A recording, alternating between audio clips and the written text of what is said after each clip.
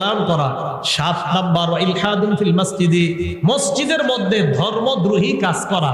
8 number আল্লাযী ইস্তাসখিরু, ধর্ম নিয়ে উপহাস করা। 9 নাম্বার ওয়া বুকাউল ওয়ালিদাইনি মিনাল উকুক, আপনার নাফরমানির কারণে পিতামাতার চোখ দিয়ে পানি আসা, এটাও ভয়ঙ্কর 9 অপরাধের অন্তর্ভুক্ত। আপনি খারাপ আচরণের কারণে পিতামাতার চোখ দিয়ে পানি আসা। এই 9টার মধ্যে আকলুর রিবা, দেখেন সুদ খাওয়া আছে, বলেন সুদ খাওয়া আছে?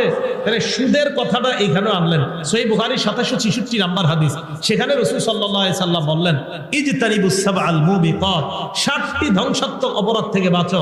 এর মধ্যে রাসূল সাল্লাল্লাহু আলাইহি সাল্লাম 4 নম্বরে সিরিয়ালে আকলুর রিবা, সুদ খাওয়ার কথা বলেছেন। কি খাওয়া বলেন তো? সুদ খাওয়া। তাহলে সুদ এটা ভয়ঙ্কর অপরাধ, এটা হারাম খাদ্যের মধ্যে একটা ভয়ঙ্কর হারাম হলো সুদ খাওয়া। আল্লাহ আমাদের পুরা সমাজকে সুদ মুক্ত একটা সমাজ